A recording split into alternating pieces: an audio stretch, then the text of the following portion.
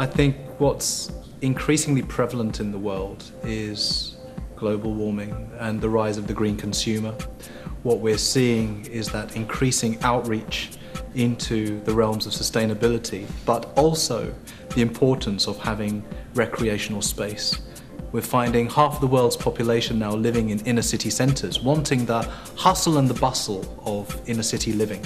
But at the same time, they still want that sense of retreat. They want to have that sense of rest and recuperation, health and well-being. And I think what's key to this scheme is the idea that you have the ability for inner city living, yet within the resplendence of recreational garden spaces. And it's not just recreational garden spaces on the ground.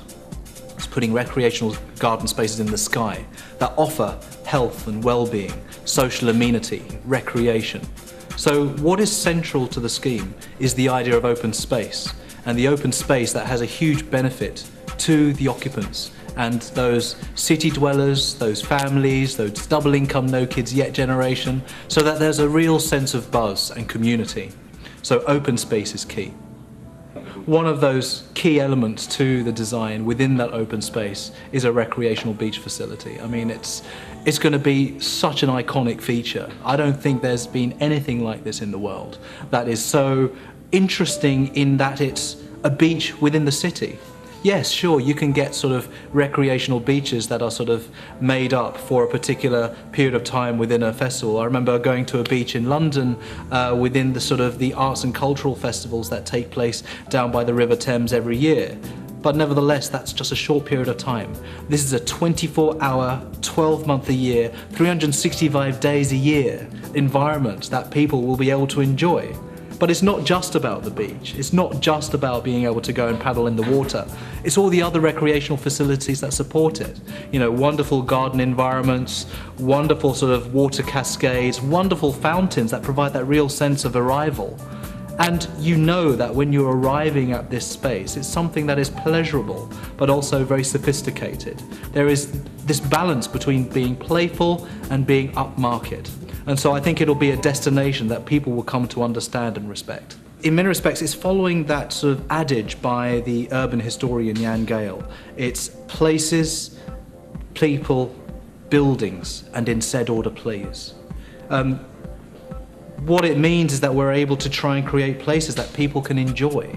And with these open spaces, they're not just resulting on the ground, but they're also being brought up into the sky, so that there is this opportunity to not always have to travel groundwards, but actually enjoy distant views and amenities down below. Half of the world's population are living in inner city centres. We're increasingly densifying our cities. Spaces are becoming, they're vanishing because they're being built upon. What luxury there is the open spaces. So yes, we can all sort of wax lyrical about the depletion of natural resources. Yes, 80 million barrels are consumed on a daily basis, which is equivalent to 5 pyramids of Giza being filled on a daily basis. That is a lot of natural resource depletion. But what I'm a strong advocate for in the designs that I do is the replenishment of open space. And I'm delighted to be able to work with Century Properties that have that same sense of commitment to those social spaces that offer social amenity. And with those open spaces, I think that will be a very, very enjoyable environment. Well, I think it probably has to do with a lot of our sort of global experience in doing some of the best waterfront developments in the world. We've been designing probably the largest track of development along the River Thames in London over the last 20 years, including Battersea Reach, Vauxhall Tower. Vauxhall Tower, by instance, will be the tallest residential tower in Europe when completed in 2011, which won plaudits for its green capabilities. For example, the roof turbine on top of the roof develops 10% of the building's energy, which is no mean feat. We are faced with a situation now that people can fly where they want, when they want. The cost of air travel has come right down through sort of low-cost carriers like AirAsia, for example. The site in Bikutan is perfectly accessible by air, by rail, or by car. So there's a real opportunity for this ease of movement, which any young aspiring family or professional needs. whether it's being able to take your child to the school or whether it's kind of jumping on a plane to go to a business trip in Singapore, there is that ease of movement that is key to modern 21st century living. So all of those sort of qualities of ease of movement and quality of lifestyle so that I can feel healthier, I can enjoy my space, are present in this scheme. Gone are the days that you can just stick in a pool and actually create 1, 2, 3 bedroom units and say this is what the market wants. No, it is about understanding the day in the life of the individual. What does a double income, no kids yet family want? What does a young teenager want? What does a family want? You need to get into that mindset, and that is true sustainability. And it's encouraging that there are developers like Century Properties that are actually embracing the green agenda, embracing sustainability, and understanding that sustainability just isn't about sticking a wind turbine on top of a building or putting photovoltaic cells on top of the building. It's good back to basics design.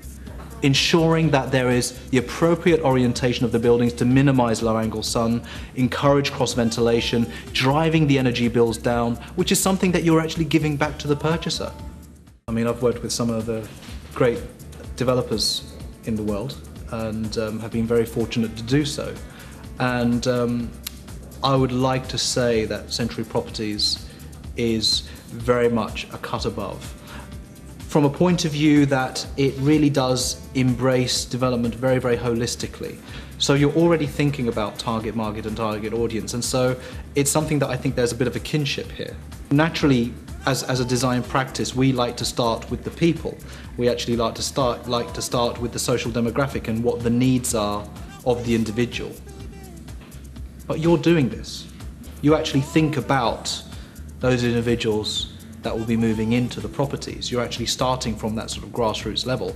You're not giving me an area Excel spreadsheet of putting in a certain number of rooms with a particular square meterage on day one. We're able to have this sort of collaborative conversation that allows us to come up with a design that is very much in line with 21st century living, in line with movement, in line with the qualities of the open spaces. That really is something that the majority of the top-end developers in the world are understanding.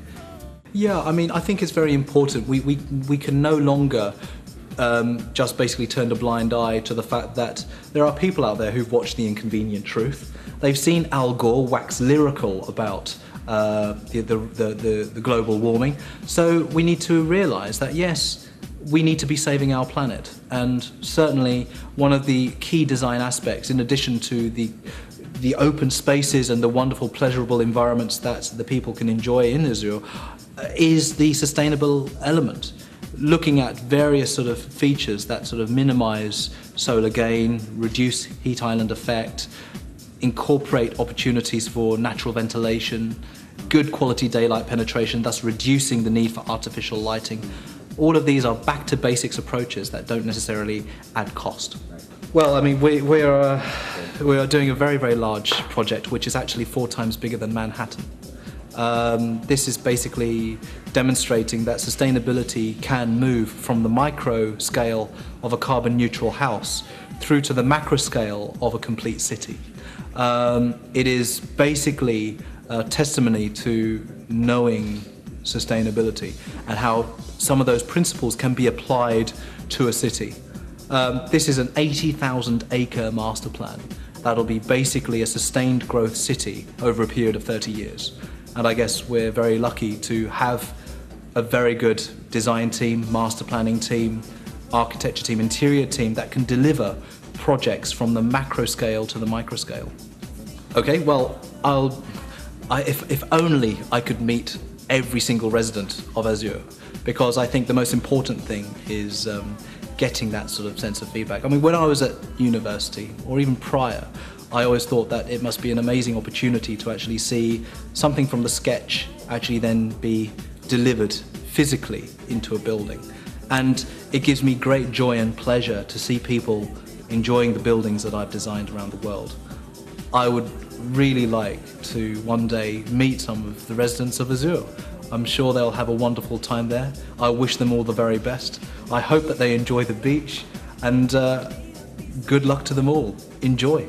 Long may we continue to collaborate in delivering green, sustainable designs that are beautiful places to live in.